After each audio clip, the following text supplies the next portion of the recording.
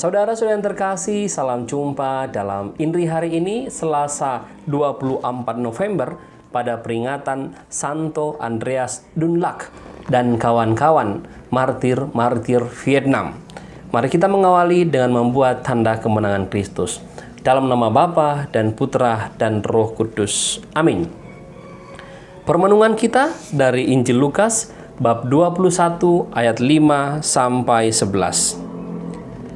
Ketika itu, beberapa orang berbicara tentang bait Allah dan mengagumi bangunan yang dihiasi dengan batu indah dan berbagai macam barang persembahan. Tetapi Yesus berkata kepada mereka, "Akan tiba harinya segala yang kalian lihat di situ diruntuhkan, dan tidak akan ada satu batu pun dibiarkan terletak di atas batu yang lain."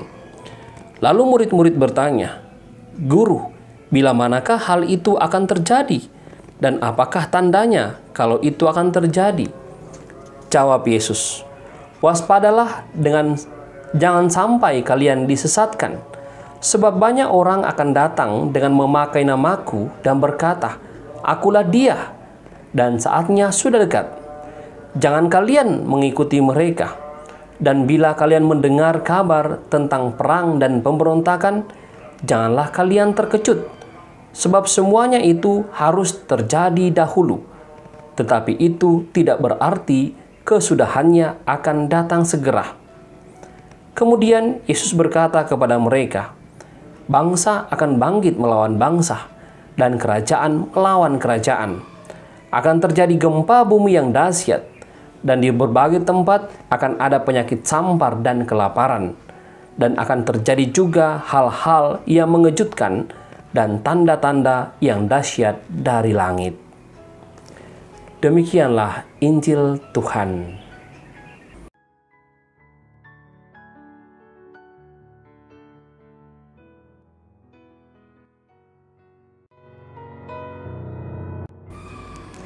Saudara-saudara yang terkasih, kisah Injil hari ini terjadi di Yerusalem dan dalam situasi bahwa Paskah Yahudi akan segera datang.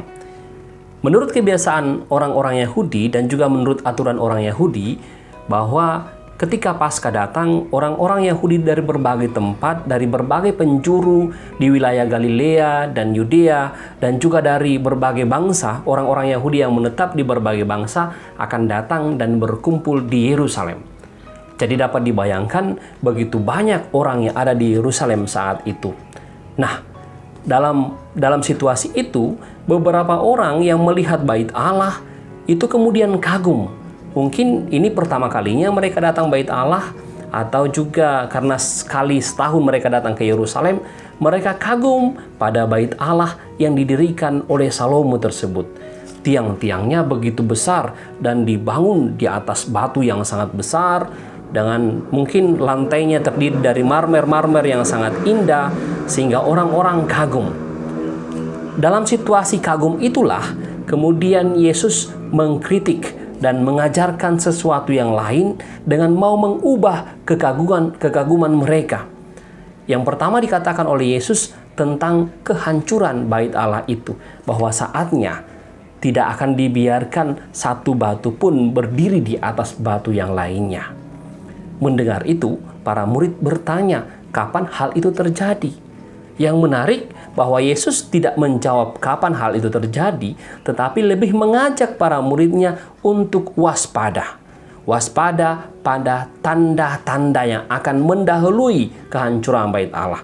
Tanda-tanda seperti apa? Tanda-tanda seperti peperangan, bahwa bangsa akan bangkit melawan bangsa, kerajaan akan bangkit melawan kerajaan, penyesatan, akan banyak nabi-nabi palsu, akan ada bencana alam dan tanda-tanda lainnya. Apa yang dapat kita renungkan dari sini, saudara-saudara yang terkasih? Poin yang paling penting adalah ketika Yesus mau mengubah kekaguman para murid menjadi kewaspadaan. Paling tidak ada dua hal yang paling penting untuk menjadi permenungan kita. Yang pertama, keinginan Yesus untuk mengubah kekaguman para murid menjadi kewaspadaan, mau mengatakan kepada para murid supaya tidak terlalu mengagumkan benda-benda duniawi. Seindah apapun benda duniawi, secantik apapun benda duniawi, seberharga apapun benda duniawi, sifatnya tidak kekal, akan hancur, akan ada saatnya akan hancur.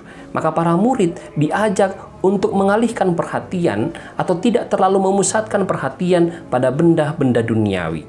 Godaan-godaan, tantangan-tantangan duniawi akan ada. Begitu menarik. Tapi Yesus mau mengajak pada para muridnya, mau meneguhkan atau menyadarkan para muridnya bahwa benda-benda duniawi itu tidak kekal adanya. Itu yang pertama. Yang kedua, keinginan Yesus untuk mengubah perhatian atau kegaguman para murid kepada kewaspadaan juga mau mengajak para murid untuk terlibat, untuk peduli. Peduli pada apa? Pada persoalan-persoalan duniawi. Para murid tidak harus atau tidak hanya kagum pada dunia, tetapi juga mau terlibat pada persoalan-persoalan duniawi. Kewaspadaan seperti peperangan, lalu kemudian penyakit-penyakit, lalu kemudian penyesatan, itu harus ada dalam diri para murid. Zaman sekarang ini juga dipenuhi dengan tanda-tanda yang lain, misalnya ketidakadilan sosial, atau juga penyakit yang sementara ada pandemi seperti ini, atau juga ketimpangan sosial atau ketidakadilan juga ada dalam dunia ini. Yesus mau mengubah perhatian kita dari kekaguman kepada kewaspadaan.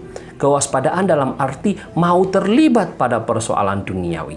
Panggilan para murid adalah keterlibatan para murid untuk menghadapi persoalan-persoalan duniawi. Para murid tidak hanya kagum, tetapi perlu terlibat pada persoalan-persoalan duniawi. Itulah yang diinginkan Yesus. Dua hal inilah yang menjadi inspirasi Injil hari ini, yang membuat kita sebagai anak-anak Tuhan mau peduli, mau terlibat dalam kehidupan dunia ini. Tidak terpaku, tidak hanya mengarahkan perhatian pada benda duniawi yang tidak kekal, tapi mau terlibat atau mau mengarahkan perhatian pada persoalan dunia saat ini. Semoga saya dan Anda dibantu untuk itu. Amin.